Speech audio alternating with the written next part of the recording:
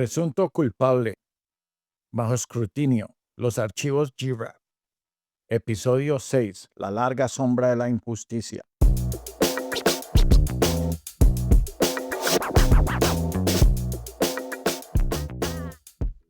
Bienvenidos de nuevo a Presunto Culpable. Soy su anfitrión, Rogelio Guerra. En el episodio 5, el guante administrativo, establecimos la cronología de la persecución. El CID comenzó a investigarme en 2012. A pesar de su fracaso total para encontrar un delito, el mazo administrativo finalmente cayó en agosto de 2014, marcando mi carrera. Todo esto ocurrió mientras servía honorablemente como suboficial superior. En inglés se dice Senior NCO. Habiendo alcanzado el rango de sargento de primera clase en 2007. Este ataque extendió y sin fundamento es la prueba de una injusticia sistémica profunda. No pude hacer nada al respecto porque nadie estuvo dispuesto a ayudar. En este capítulo les contaré sobre todo el daño personal que sufrí bajo este peso deliberado y aplastante de la injusticia. Entramos en la larga sombra de la injusticia para presenciar cómo el ataque calculado del ejército contra mi carrera terminó por destruir a mi familia. El ejército no pudo demostrar que yo era un ladrón, pero logró robarme mi vida y a mi familia.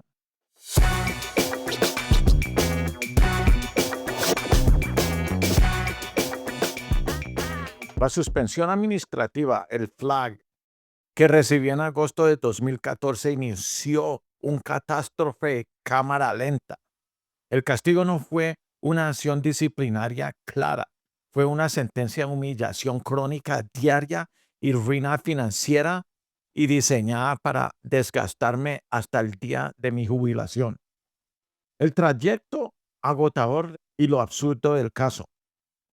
El primer acto de crueldad administrativa fue la orden de presentarme en el cuartel general del batallón que quedaba en Fort Indian Town Gap. Todos los días me enfrentaba a un viaje de 3 horas de ida y de vuelta cada jornada, lo que me costaba entre 40 y 60 dólares diarios solo en gasolina. ¿Y para qué? Toda la premisa de su caso era absurda. Empezaron a investigarme en 2012. Debemos preguntarnos, ¿por qué tardaron más de 2 años en investigar para no llegar a nada? ¿Por qué siguieron aferrados a mí durante tanto tiempo sin detenerse? Este es el corazón mismo de la persecución maliciosa. No se trataba solo de desperdiciar recursos federales, se trataba de la crueldad del proceso. El dinero que se desperdiciaba en su investigación inútil y el daño a mi vida no eran solo míos, eran de mi familia. No tenía nada, pero se aferraron al caso durante años, utilizando la tortura administrativa lenta para castigarme por su propio fracaso. Cuando finalmente llegaba a Fort Indian Town Gap, esa otra ciudad, mis años de servicio excepcional como sargento primero eran borrados. Fui relegado a las tareas más bajas y desgradantes. Me convertí en la persona personal del mando para limpiar y sacar la basura. Una especie de soldado de recados. Cada vez que entraba al estacionamiento de ese lugar, tenía que contenerme para no llorar como un bebé. El peso emocional era insoportable. Esta humillación persistente y la asfixia financiera duraron años. La guerra espiritual hallando significado en la oscuridad. Durante este trayecto debilitante hacia Fort Indian Town Gap, que es la ciudad que acabamos de hablar, donde me llevaron a trabajar, recorriendo esas millas solitarias, yo peleaba con Dios. No entendía por qué mi vida había sido una lucha tal. Fue durante ese tiempo que tuve un sueño muy vivido. En este sueño yo estaba sentado en un sofá con mi uniforme y junto a mí había una especie de ventana que daba al océano, como un acuario. Un gran tritón pasaba con una serpiente como corona. Mientras pasaba y se alejaba la serpiente, comenzó a morderle la cabeza. Asocié esto con cosas muy malas que me iban a suceder, pero que Supe que debía resistir con fuerza porque las malas noticias eventualmente se desmantelarían y yo estaría normal y mejor. Esa ancla espiritual, ese sentido de un propósito mayor, fue lo único que evitó que me desplomara bajo el peso de la crueldad calculada del ejército. En el siguiente segmento examinaremos cómo esta implacable tortura administrativa y ruina financiera impactó lo que más amaba, mi familia.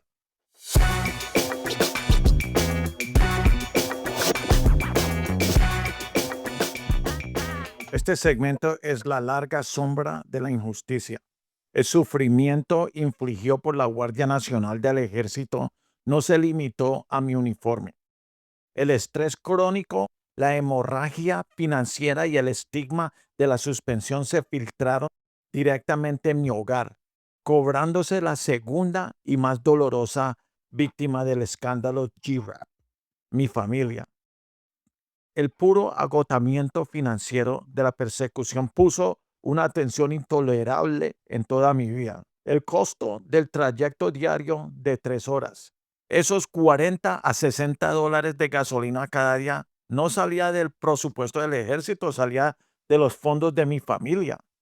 Ese año no pude comprarle a mis hijos ningún regalo de Navidad. Me sentí verdaderamente terrible por ellos. Ellos no sabían los detalles de lo que me pasaba y aceptaron el hecho de que yo no tuviera dinero. Lo entendieron.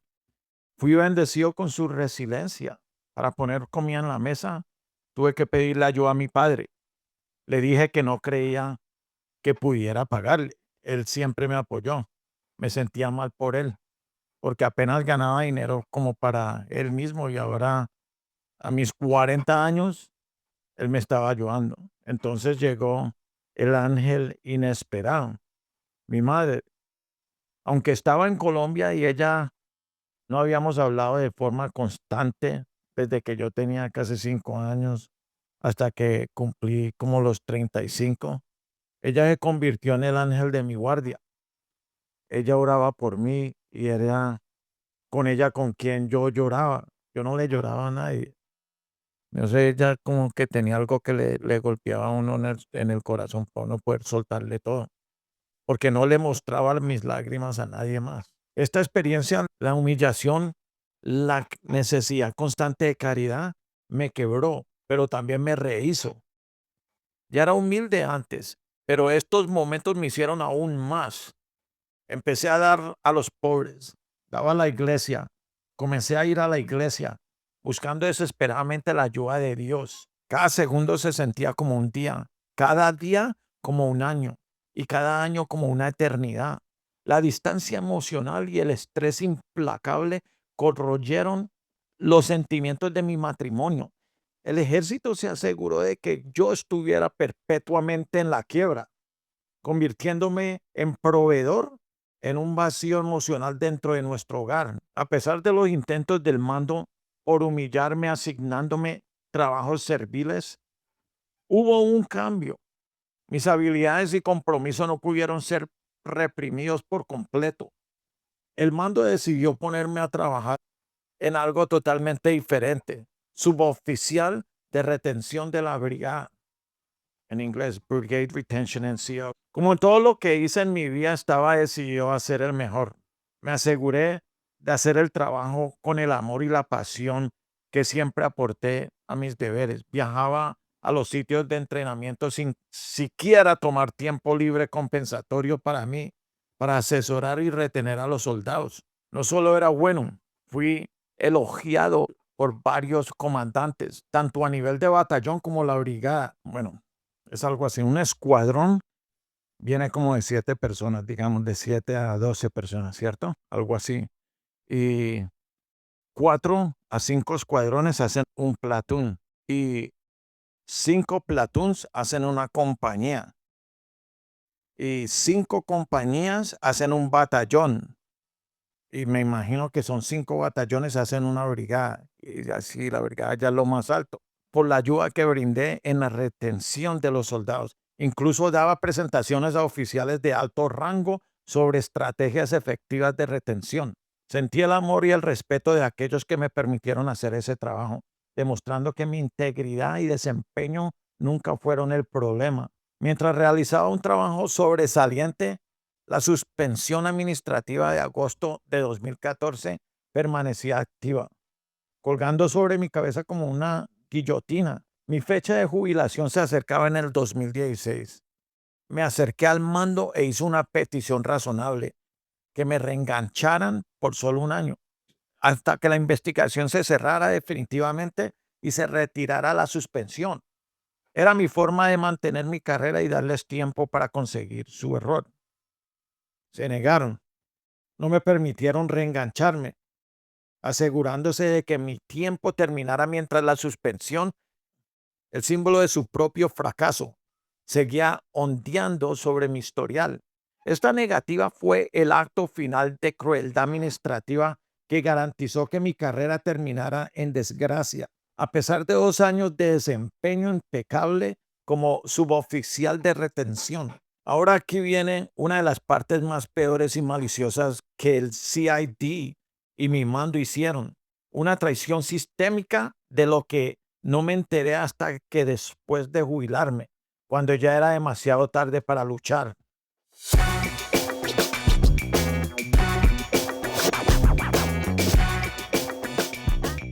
Este segmento es la traición calculada. Los dejé con un final de suspenso. Yo era suboficial de retención de la brigada, haciendo un trabajo fantástico, pero mi mando se negó a dejarme reenganchar por un solo año, asegurando que me jubilara con la vergüenza de la suspensión de agosto del 2014 aún pegada a mi expediente. Ahora llegamos a la parte de la historia que revela la traición calculada y sistémica del CID, un esfuerzo malicioso de último recurso que falló, pero que cimentó mi caso por persecución maliciosa. El CID había pasado años, desde 2012, investigándome y no estaban llegando a absolutamente nada. No había pruebas, ni testigos, ni motivos para procesar.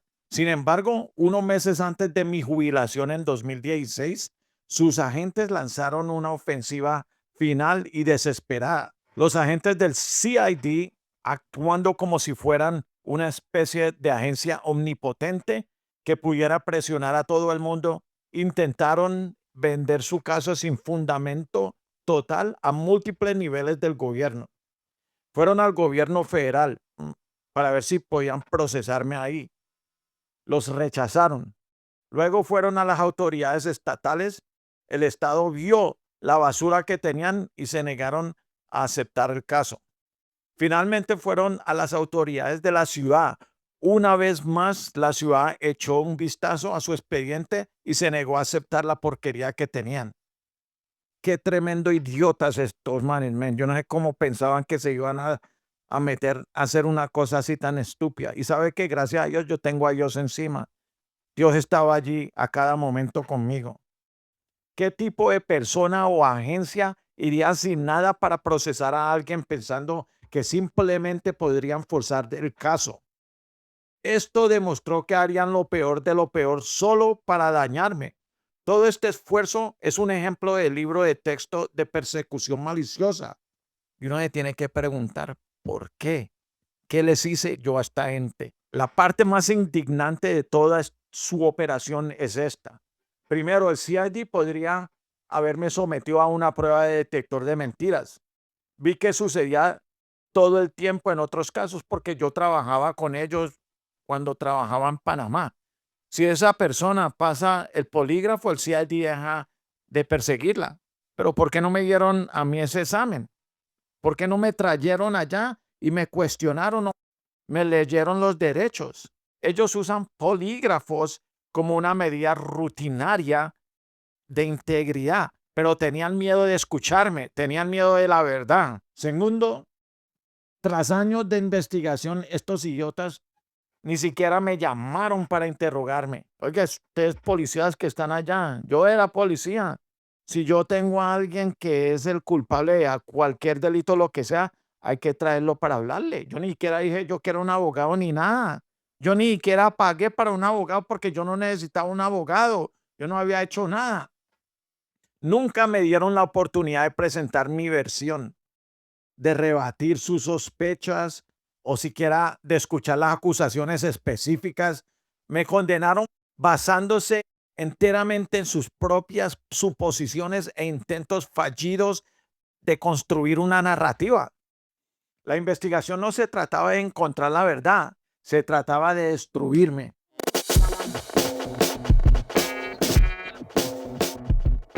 Este segmento es el cierre. Los intentos desesperados del CID por encontrar un delito fracasaron por completo. Llevaron su caso inexistente, un caso construido sobre sospechas y suposiciones, no sobre pruebas, a las autoridades federales, estatales y de la ciudad, y fueron rechazados sumariamente en todas partes. Sus esfuerzos de investigación colapsaron, pero la suspensión administrativa permaneció. Su malicia quedó al descubierto en sus métodos.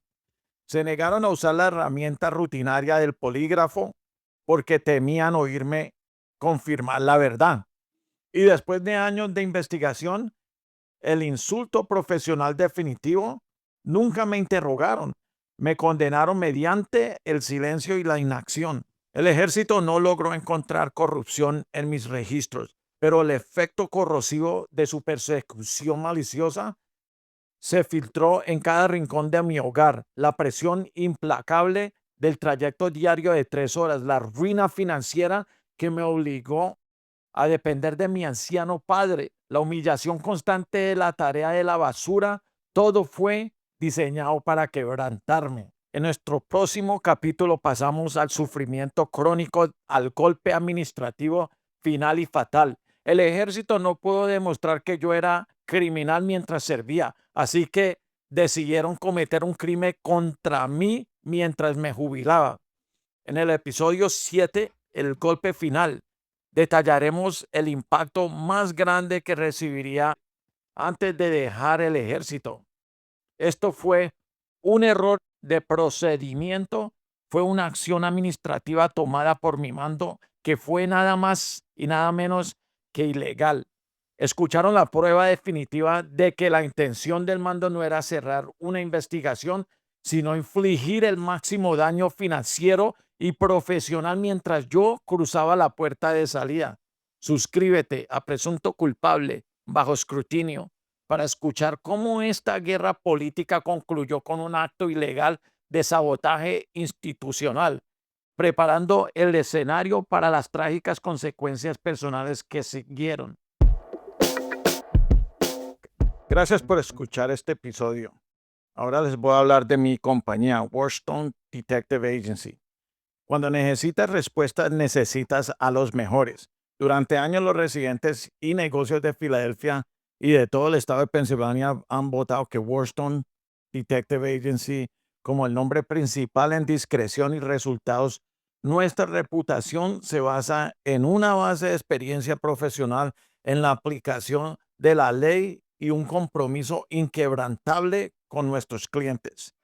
Desde los asuntos domésticos más sensibles hasta fraudes corporativos complejos y necesidades de seguridad, entregamos la información definitiva que usted necesita para seguir adelante. Nuestros servicios de investigación principales incluyen vigilancia discreta, investigaciones criminales y de fraude, personas desaparecidas y localizaciones, asuntos domésticos como infidelidad, matrimoniales, divorcio, entrevistas a empleados, investigaciones internacionales. Somos el estándar de oro para la investigación privada y seguridad en Pensilvania. No se conforme con menos que el mejor. Llame a Warstone hoy para consultar confidencial 215-326-9199. Nos vemos en el próximo episodio.